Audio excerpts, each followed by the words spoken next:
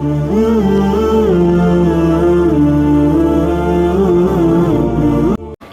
अलैकुम वरहमतुल्लाहि वबरकातुहू।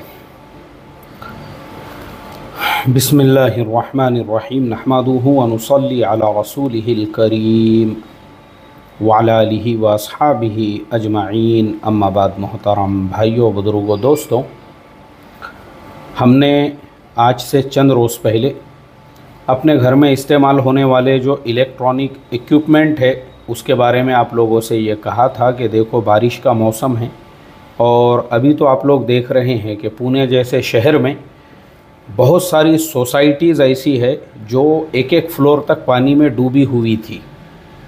जो नदी के किनारे बनी हुई रिवर फ्रंट जो सोसाइटीज़ थी, वहाँ पे तो ऐसे हालात थे। अब आप सोचो, जब ऐसी सोसाइटीज़ जिसमें सिक्योरिटी वगैरह सबका इंतज़ाम होता है, वहाँ पे एक एक फ्लोर तक पानी भरा हुआ था, तो जो बेचारे आम नदी के अतराफ़ में जो झोपड़पट्टी एरिए होते हैं, उन लोगों का क्या हाल हुआ होगा। तो ऐसे हालात के अंदर हमने आज से कुछ दिनों पहले ही आप लोगों को ये कहा था कि देखो, अपने घरों में जो हम सामान इस्तेमाल करते हैं इलेक्ट्रॉनिक, उसमें बहुत सारी एहतियातें बहुत ज़रूरी हैं। माशाल्लाह लोगों ने उसको काफ़ी पसंद किया, मुझे बहुत दुआएं मिली आप लोगों की तरफ से। तो फिर मैंने कल एक और वीडियो आप लोगों की रहबरी के लिए चैनल पे अपलोड किया कि देखो, हम जो ग़िज़ाएँ खाते हैं, क्या हमारी ग़िज़ाएँ असली है। मैंने मिसाल दे के भी समझाया उस वीडियो के अंदर। जैसे आप देखेंगे, जापान है, कोरिया है, दूसरे ममालिक के अंदर लोग जो ग़िज़ाएँ खाते हैं ना, वो लोग बहुत ज़्यादा इस चीज़ का ख़याल रखते हैं कि वो ग़िज़ाएँ ऑर्गेनिक होना चाहिए। मैं अब आपको उसकी एक मिसाल देकर समझाता हूँ। जैसे अभी हमारे इंडिया में हम लोग आम तौर पे अपने घर पे चावल खाते हैं या तहारी खाते हैं, बिरयानी खाते हैं। तो बहुत सारे इलाक़ों में तहारी जो बनती है वो छोटे चावल की बनती है। अब वो जो छोटे चावल की तहारी होती है, जैसे लातूर है, नांदेड़ है, परभनी है, इन शहरों की तहारी हर जगह पे मशहूर और मारूफ़ है, लेकिन वो तहारी होती है छोटे चावल की। अब बहुत सारे तहारी खाने वाले जो लोग होते हैं, वो उसकी छोटी प्लेट जो आती है वो इसी 10-10 प्लेटें खा जाते हैं। ऐसे ही बिरयानी होती है, उस इलाके की जो बिरयानी होती है वो भी छोटे चावल की होती है। बिरयानी के जो खाने वाले हैं, जो बड़ी प्लेट होती है, वैसी 2-3 प्लेटें तो लोग आराम से खा जाते हैं। अब ये जो इलाक़ा है, जैसे पुणे है, मुंबई है, हैदराबाद है, और मुरादाबाद की भी एक बिरयानी होती है, वो भी मैंने दिल्ली में खाया हूँ। तो एक मुरादाबादी बिरयानी होती है, हैदराबादी बिरयानी होती है। ये जो बिरयानियाँ हैं, आप देखेंगे इसके अंदर बासमती चावल इस्तेमाल होता है। ये भी कम से कम 1 प्लेट तो लोग आराम से खा जाते हैं। अब मैं आपको बताऊं कि उसी साउथ कोरिया के अंदर प्लेटों का कोई सिस्टम नहीं है। वहाँ इतनी कटोरी भर के वो आपको राइस देते हैं, चावल, और वो चावल आपको खाना है फ़िश के साथ में, या जो सूप है, जैसे भी आप खा सकते हैं। अब आप वो चावल खा रहे हैं। अब मैं आपको बताऊं, वो जो चावल होते हैं जवारी के दाने की तरह से मोटे होते हैं। जवारी जैसे हमारी होती है उस टाइप में वो मोटे होते हैं, और लंबे नहीं होते हैं, ना बासमती होते हैं, ना ही ये जो बारीक चावल होता है उस तरीके से होते हैं। वो ऐसे जवारी के दाने के जैसे चावल। लेकिन मेरा ये तजुर्बा है, मैंने मेरी ज़िंदगी में पहली मर्तबा जब वो ग़िज़ा खाया, और साउथ कोरिया भी जब भी जाते हैं, बस वो सिस्टम ही है वहाँ पे, बस इतनी प्याली भर के ही चावल वहाँ पे वो लोग सर्व करते हैं। लेकिन मैं आपको क्या बताऊँ कि वो प्याली भर के चावल में जो ताकत होती है, आप जब उसको खाते हैं ना, आप फील करते हो, आप महसूस करते हो कि इसके अंदर जो ग़िज़ाइयत भरी हुई है, जो प्रोटीन है एक प्याली भर के चावल में, जो एनर्जी है, जो ताकत है, वो प्याली भर के चावल आपके पूरे बॉडी को लगने वाले जितने भी विटामिन्स है, जितने भी मिनरल्स है, जितनी भी एनर्जी आपको चाहिए, वो सब के लिए वो काफ़ी है। खाली प्याली भर के चावल आपने खाए और माशाअल्लाह आपके जिस्म की जो ज़रूरत है, बदन की जो ज़रूरत है, या आपके बॉडी के जो रिक्वायरमेंट्स है वो पूरे हो गए। अब उसके कंपैरिजन में अब आप हमारे यहाँ पे देखिए, हम प्लेट भर भर के बिरयानी खा रहे हैं, एक एक प्लेट भर के, उसके बावजूद हमारी ज़रूरत पूरी नहीं हो रही है। यानी जो ग़िज़ाइयत है हमारे जिस्म की, आप जाइए किसी भी डॉक्टर के पास, या आप अपने पूरे जो है ना ब्लड रिपोर्ट्स वगैरह जो है कराइए, वो बोलेंगे आपको आपके बॉडी में आयरन की कमी है, आपके बॉडी में B12 की कमी है, आपके खून में जो है इसकी कमी है, उसकी कमी है। ये सारी चीज़ें, भाई आयरन की कमी कैसे हो गई जबकि मुसलमान तो रोज़ाना गोश्त खाता है। अच्छा, विटामिन B12 की कमी कैसे हो गई जबकि दिन भर मेहनत कर रहे हैं। उसका रीज़न सिर्फ़ और सिर्फ ये है कि हम प्लेटें भर भर के जो खा रहे हैं, प्लेटें भर भर के, उससे सिर्फ हमारा जिस्म फूल रहा है, उसके अलावा कुछ भी नहीं हो रहा है। हमारे जिस्म को जो लगने वाली एनर्जी है, जो मिनरल्स है, जो हमको एनर्जी चाहिए एक दिन भर के लिए, वो हमको नहीं मिल रही है। वहाँ पे क्यों लोग ऐसे काड़ी के जैसे होते हैं? अब बताइए मुझे, साउथ कोरिया में वहाँ पे आपको कोई भी जो है ना, अपने जैसे आम तौर पे हमारे यहाँ पे खाते पीते घराने का हर आदमी नज़र आता है, हर एक का जो है टेम्पू सामने लटक रहा है, हर एक जो है, आजकल तो ढेरी निकलना इंडिया में आम हो चुका है, मोटापा। आप जिधर देखेंगे नज़र उठाकर तो आपको जो है ऐसे ही नज़र आएगा, मोटापा आम है हमारे मुल्क के अंदर। लेकिन वहाँ ये सब चीज़ें नहीं हैं। क्यों नहीं हैं? सिर्फ उसका सिंपल मेथड ये है कि भाई जो ग़िज़ा वो लोग खा रहे हैं उसमें इतनी ताकत है कि वो छोटी सी ग़िज़ा, उनकी ढेरी बाहर नहीं आ रही है। हमारे यहाँ 4-4 5-5 प्लेटें खा ले रहे, ढेरी लटक रही है बाहर, लेकिन बॉडी को जो चाहिए वो नहीं मिल रहा है। और वहाँ पे एक प्याला भर के जो चावल है, राइस है, वो जिस्म की पूरी ज़रूरत पूरी करने के लिए काफ़ी हो रहे हैं। इसलिए बॉडी के ऊपर चर्बी चढ़ने का, मोटे होने का कोई सवाल ही नहीं पैदा होता। ऐसे ही अब आप जापान जाइए, वहाँ पे बहुत सारे फल मिलते हैं। फल जापान में एक आम मिलता है जो $1000 से ज़्यादा उसका प्राइस है 1 किलो का। अब क्या खुसूसियत होंगी वो आम की। एक खरबूज मिलता है वहाँ पे, वो एक खरबूज की जो कीमत है वो तकरीबन $500 से ऊपर है किलो की। $500 मतलब 42-45 हज़ार रुपये का वो 1 किलो आ रहा है खरबूज। ऐसे ही जापान के अंदर, साउथ कोरिया वगैरह में भी फल फ्रूट वगैरह आम तौर पे वहाँ पे मिलते हैं, लोग खाते भी हैं वहाँ पे। तो देखो, असल में ये तमाम चीज़ों पे हम ध्यान देंगे ना, तो हमको एक चीज़ ये साफ़ तौर पे नज़र आएगी कि जो हमारी खाने वाली ग़िज़ाएँ हैं वो फुसफुसी है, उसमें ताकत नहीं है। उसके लिए हम ज़िम्मेदार हैं कि हमने अपना जो खाना पीना है वो हमने सुन्नतों के मुताबिक नहीं रखा। अब मैं आपको सुन्नतों से भी ये चीज़ साबित करके बताऊंगा, और मैं आपको कंपेयर करके बताऊंगा कि चाइना, साउथ कोरिया, जापान, इन मुल्कों के लोग देखो सुन्नत तरीक़े से कितने मिले हुए हैं और हम कितने दूर हैं। अल्लाह के नबी सल्लल्लाहु अलैहि वसल्लम की सुन्नतों में आप देखेंगे तो सुन्नतों में भी आपको ये मिलेगा कि अल्लाह के नबी सल्लल्लाहु अलैहि वसल्लम छोटे छोटे लुक़मे, ये जो 3 उंगलियां हैं, 3 उंगलियों से अल्लाह के नबी सल्लल्लाहु अलैहि वसल्लम लुक़मा उठाया करते थे। अब देखो, आप 3 उंगलियों में लुक़मा कितना बड़ा आएगा ये आप अंदाज़ा लगाइए। हमारे यहाँ तो 3 उंगलियों का कोई चलन ही नहीं है। हमारे यहाँ 5 उंगलियाँ भी नाकाफ़ी होती है। बाज़ इलाक़ों में ऐसा भी खाने का सिस्टम है और बाज़ इलाक़ों में इस तरीक़े से भी खाने का सिस्टम है।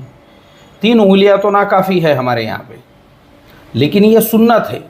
अब आप कोरिया, जापान, चाइना के लोगों को देखो, वो काड़ी से खाते हैं, मुख्तसर से चावल लेंगे, वो चावल भी उठाते हैं उसी के अंदर, और साथ में जो है सूप भी पीते हैं, सूप के अंदर कुछ होगा वो भी खाते हैं।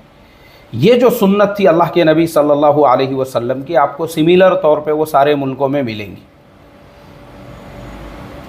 इसका फ़ायदा क्या है कि अल्लाह के नबी सल्लल्लाहु अलैहि वसल्लम 3 उंगलियों से भी जो खाना खाते थे वो ग़िज़ाइयत से भरपूर होता था। खजूर, दुनिया में खून के कमी का खजूर से बेहतर कोई इलाज नहीं है। आप हर खाने के बाद में, इसीलिए आप अरबों को देखो, उनके घरों में आम तौर पे खजूर रखी हुई होती है। खाने के बाद वहाँ पे खजूरों का मामूल होता है। मस्जिदों में फ्री में आपके लिए खजूर होती है। खजूर आम तौर पे है। जो आदमी खजूर का मामूल बना लेगा उसको ज़िंदगी में कभी खून की कमी नहीं होगी। और ये हमारे नबी पाक सल्लल्लाहु अलैहि वसल्लम की सुन्नत है। बेशुमार फ़ज़ाइल खजूर के दरख्त के बारे में आपको अहादीस नबविया सल्लल्लाहु अलैहि वसल्लम में भी मिलेंगे और कुरान करीम के अंदर भी आपको मिलेंगे। तो खजूर जो है ना, ये ग़िज़ाइयत से भरपूर है। अब सहाबा इकराम वो खजूर खाते थे और खजूर के साथ में क्या खाते थे? अब जो खाना था उन लोगों का, अल्लाह के नबी सल्लल्लाहु अलैहि वसल्लम के ज़माने में गोश्त को भून कर खाते थे। गोश्त को भून कर खाते थे। आप देखो, आपको हदीस की किताबों में कई वाक़ियात मिलेंगे। अल्लाह के नबी सल्लल्लाहु अलैहि वसल्लम ने हज़रत अबू अय्यूब अंसारी रज़ी अल्लाह ताला अन्हु के हाथ में वो एक भुना हुआ गोश्त का टुकड़ा रोटी के अंदर दिया और कहा कि जाओ मेरी बेटी हज़रत फ़ातिमा रज़ी अल्लाह ताला अन्हा के घर पे भी दे आओ। 3 दिनों से उन्होंने भी कुछ नहीं खाया है। और ऐसी आपको कई रिवायतें मिलेंगी जिसके अंदर आपको ये मिलेगा कि गोश्त वो लोग आम तौर पे, अब गोश्त जो है अल्लाह के नबी सल्लल्लाहु अलैहि वसल्लम को गर्दन का और पहुँचा जो सामने का पैर होता है बकरे का, उसको पहुँचा कहते हैं। तो ये गोश्त अल्लाह के नबी सल्लल्लाहु अलैहि वसल्लम को सबसे ज़्यादा पसंद था। अब हम लोगों को कौन सा गोश्त ज़्यादा पसंद है? आप जाइए अभी गोश्त लेने के लिए। हमारे यहाँ पे जब भी लोग जाते हैं ना, तो एक ज़माने में मेरी दुकान थी किताबों की, वो गोश्त के दुकानों के अतराफ़ में ही थी। तो मेरे बहुत सारे पहचान वाले जो है ना, वो मेरे पास में आके बैठते थे टेबल पे। मैं बोला अरे भाई क्या बात है, गोश्त ले रहे नहीं यार। बोले मांडी फूटी नहीं, बोले अभी तक मांडी फूटी नहीं। मांडी मतलब जो मांडी का गोश्त होता है, गोश्त ही गोश्त होता है उसमें, लेकिन उस गोश्त के अंदर ग़िज़ाइयत नहीं होती है। उसमें ऐसे बड़े बड़े धस्या होते हैं, उसमें ऐसे रेशे होते हैं, उसकी बोटी जो है ना वो एकदम सख्त होती है। और अल्लाह के नबी गर्दन का हम लोग लेना नहीं चाहते। क्यों? बोले गर्दन में बहुत हड्डी रहती है। जबकि ये सुन्नत है। और आप किसी भी गोश्त बेचने वालों से, या हमारे कुरैश बिरादरी के लोग मेरी बात सुन रहे होंगे तो नीचे कमेंट कर सकते हो कि जानवर के जिस्म का सबसे लजीज तरीन जो गोश्त होता है ना, वो गर्दन का ही होता है। गर्दन का ये सुन्नत है हमारे नबी पाक सल्लल्लाहु अलैहि वसल्लम की। और वो ग़िज़ाइयत से ऐसा भरपूर होता है, उसमें ऐसी भरपूर ग़िज़ाइयत होती है। अब हम क्या करते हैं, गोश्त लाने के बाद उसको पानी में उबालते हैं। हमारे यहाँ उबालने वाला सिस्टम है। और ये उबालने वाला जो सिस्टम है ना, ये आपको कहीं पे नहीं मिलेगा। मैंने इन मुल्कों में भी, वहाँ पे जो है ना, गोश्त का बहुत छोटा हिस्सा उबाला जाता है, वो सिर्फ सूप के लिए। ये मुल्कों में साउथ कोरिया, चाइना, एशियन जो ममालिक है सब ले लो, उसके अंदर बहुत मुख्तसर हिस्सा वो सिर्फ सूप के लिए उबालते हैं। उसके अलावा बाकी का जो गोश्त है ना, वहाँ पे भी बारबेक्यू का चलन है। आम तौर पे भुना हुआ गोश्त लोग खाते हैं, मुख्तसर, वही जो मैंने चावल बताया और उसके साथ में जो है वो गोश्त। तो देखो जो सुन्नत है अल्लाह के नबी सल्लल्लाहु अलैहि वसल्लम की। अब दूसरी सुन्नत, 1000 मरतबा हम लोग सुनते रहते वो वाक़या। बोले रोम से एक तबीब आया था मदीनतुल मुनव्वरा में, एक डॉक्टर आया था। बाद में वो वापस जाने लगा तो उसने कहा कि यहाँ तो कोई बीमारी नहीं होता है। तो वो जो वजह थी उसकी, वो वजह ये थी कि ये सुन्नत है अल्लाह के नबी सल्लल्लाहु अलैहि वसल्लम और उनके सहाबा इकराम जब तक शिद्दत की भूख नहीं लगती तब तक खाना नहीं खाते थे, और जब थोड़ी भूख बाकी रह जाती थी उसके बाद अपना हाथ पीछे खींच लेते थे। मतलब बॉडी को जितनी ज़रूरत है उतना ही खाना दो। अब हमारे यहाँ क्या हो चुका है, हम लोग ऐसे फैल गए हुए हैं, ऐसे ढेरियाँ निकल गई हुई है। हम लोग चारों तरफ से ऐसे फैल रहे हैं, चर्बी के थर जम रहे हैं बॉडी के ऊपर। लेकिन उसके बावजूद भी हम लोगों के जिस्म में एनर्जी नहीं है। एनर्जी मतलब थोड़ा सा काम करे तो थकावट हो रही है। हम घोड़े पे तो सवारी हमने ज़िंदगी में कभी किए नहीं हैं, ऊँट की सवारी का तो सवाल ही नहीं पैदा होता। अब सहाबा इकराम में एनर्जी देखो, वही खाना खा के बाज़ औक़ात ज़रूरत पड़ती तो 2-2 3-3 दिन के फाके भी वो बर्दाश्त कर लेते थे उतने पे ही। रीज़न क्या है, ध्यान से सुनो, मैं आपको बहुत सारी टेक्निकल चीज़ें ये बता रहा हूँ, ये साइंटिफिक चीज़ें मैं बता रहा हूँ। बाद में आप इसको जो है आप साइंटिफिकली जो है ना इसको प्रूव भी कर सकते हो, यानी आप इसकी जो है तहकीक भी कर सकते हो अगर किसी को करना है तो। आपके जिस्म को जितनी ज़रूरत है अगर आप पहले से उसका आदी बनाते हो, आदी जितना चाहिए ना उतना ही देते हो, तो आपका जिस्म कम ज़रूरत के अंदर अपनी पूरी ज़रूरत पूरी कर लेता है कम ग़िज़ा में, और चर्बी की ज़रूरत नहीं पड़ती है।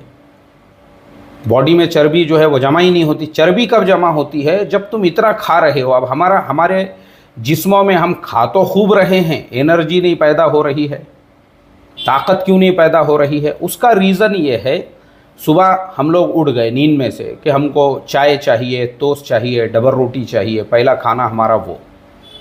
उसके बाद फिर ज़रूरियात से फारिग हुए, फिर नाश्ता चाहिए। नाश्ते में क्या है, पोहे है और भजिए है, जिलेबी है, गुलाब जामुन है, या फिर जो है इडली है, डोसा है। अभी नाश्ता हो गया हमारा, अभी थोड़ी देर पहले ही हमने चाय पिए थे। नाश्ता हो गया, आप दुकान पे चले गए या ऑफिस में चले गए या काम पे चले गए। बाज़ औक़ात रास्ते में कोई पहचानत वाला मिल गया, उसके साथ में चाय पी रहे हैं। फिर यह अब एक आपका और एक्स्ट्रा खाना हो गया। अब ऑफिस में या फिर आप अपने दुकान वगैरह पे गए, अभी आपको बैठ के ज़ोहर का वक्त भी नहीं हुआ था कि दोपहर के खाने का टाइम आ गया। नाश्ता हज़म भी नहीं हुआ, अभी उसकी डकारें चालू है कि आपको जो है दोपहर के खाने का टाइम आया। अब दोपहर का अभी खाए थे, वो दोपहर का अच्छी तरह से मगरिब तक हज़म भी नहीं हुआ था कि घर को गए, वापस से दस्तरखान बिछा हुआ है। अब घर के ऊपर भी अलग अलग तरह की चीज़ें हैं, या फिर कहीं पे दावत में जा रहे हैं। अब हमारे यहाँ पे आम तौर पर दावतों में जो बिरयानी पकाई जाती है उसमें डालडा डाला हुआ होता है, जो इंतहाई ख़तरनाक है आपकी सेहत के लिए। इसीलिए मेरी एक आदत है, मैं किसी भी दावत में जाऊं तो हत्तल इम्कान पहले मैं चेक करता हूं ये सब तेल से बना हुआ है या डालडे से बना हुआ है। तेल से है तो ठीक है, कोई बात नहीं है, लेकिन डालडे से अगर बना हुआ है तो फिर मैं नॉर्मली बैठ जाता हूं और फिर खाने को अवॉइड ही करता हूं कि नहीं भाई, अपने घर को जाके जो है जवारी बाजरी की रोटी खाया हुआ पुरता है। ये डालडा, ये जहर कौन अपने पेट के अंदर डालेगा? इतना ख़तरनाक होता है वो डालडा, पूरे बॉडी को अंदर से आपके जाम कर देता है। और हमारा प्रॉब्लम यही है, हमारे यहाँ आम तौर पे बिरयानियों में डालडा डाला जाता है, और हम कैसे खाते हैं? गंदगी में। अभी मैं आपको थोड़े दिनों पहले का वाक़या सुनाता हूँ। मुझे एक बस्ती में जाने का मौका मिला, और मैं जब वहाँ के फंक्शन हॉल के अंदर पहुँचा ना, तो मैंने देखा कि वहाँ पे जो गिलाज़त है, मतलब जो गंदगी फैली हुई है। एक तो वहाँ पे चटाइयाँ बिछी हुई है, जो फंक्शन हॉल का जिस दिन उद्घाटन हुआ था, जो नई चटाइयाँ थी, मुझे लगता उस दिन से वो चटाइयों को उठाया नहीं गया, वहाँ पे झाड़ू नहीं मारी गई, उसको साफ़ नहीं किया गया। तो मैंने किसी से पूछा, मैं बोला भाई ये फंक्शन हॉल जो है ये फ्री में है, मुफ्त में है क्या? बोले नहीं नहीं यार मुफ्ती साहब, ऐसी कैसी बात कर रहे हैं आप, फ्री में कैसा रहेगा? ये इसके चार्जेस है, रोज़ाना का जो है 15-20 हज़ार रुपये इसका किराया है। तो मैंने कहा कि 15 से 20 हज़ार जो किराया है वो काय का है? ये कचरे पे बैठने का। अच्छा, वहीं पे जो लोग आए हुए हैं ना, उन्होंने इस्त्री के एकदम बेहतरीन कपड़े पहने हुए हैं, और वो लोग बिंदास बैठ गए वही कचरे वाले जो है चटाइयों के ऊपर। मैंने कहा ए अल्लाह, हम मुसलमान हैं, वो जो सुन्नत, अब ये जो चौथी सुन्नत है कि अल्लाह के नबी सल्लल्लाहु अलैहि वसल्लम तनज़्ज़फ़ू फ़इन्नल इस्लाम नज़ीफ़ुन, साफ़ सुथरे रहो, क्योंकि इस्लाम साफ़ सुथरे लोगों का मज़हब है। ये हमको सिखा कर गए, अत्तहूरु शतरुल ईमान कह कर गए। और ख़ुद अल्लाह के नबी सल्लल्लाहु अलैहि वसल्लम इतने नज़ीफ़, इतने साफ़ सुथरे, इतने तय्यब थे कि सर के अंदर जो है ना रोज़ाना तेल आप डाला करते थे और कंघी किया करते थे। तो वो जो तेल है, टोपी और सर के जो बाल है उसके ऊपर एक कपड़ा रखा हुआ होता था, और फिर आप नबी करीम सल्लल्लाहु अलैहि वसल्लम अपनी टोपी मुबारक और अमामा मुबारक उसके ऊपर रखते थे, ताकि वो जो कपड़ा है वो तेल को अच्छी तरह से पी ले। जैसे हमारे ज़माने में भी आपने देखे होंगे जुल्फ़े रखने का बहुत सारे लोगों को शौक़ होता है, लेकिन जुल्फ़े मसनून तरीक़े पे नहीं होती है उनकी, तो वो पूरे ऐसे झिपोटिया नज़र आते हैं। जुल्फ़े कम, झिपोटिया ज़्यादा। ये इधर के जुल्फ़े ईरान को तो इधर की तुरान को 6-6 महीने से उसमें कंगा नहीं किया हुआ है, ऐसे टेने डायनासोर के जैसे उसमें घूम रहे हैं, कुछ खांधे के ऊपर आ गए, कुछ गर्दन पे जो है तफरीह कर रहे हैं। मत रखो ऐसी जुल्फ़े। अगर तुम इस तरह की जुल्फ़े रख रहे हो तो तुमको सुन्नत का अदब नहीं है। ठीक है, चलिए अब मैं लेता हूँ आप सभी लोगों से इजाज़त, और हमारा अगला पार्ट जो रहेगा ना इसी के ऊपर, वो रहेगा फ़िटनेस के ऊपर। आप लोगों ने अपने फ़िटनेस का, अपने हेल्थ का कैसे ख्याल रखना चाहिए, कैसे एक्सरसाइज वगैरह करना चाहिए। अस्सलामु अलैकुम वरहमतुल्लाहि वबरकातुहू।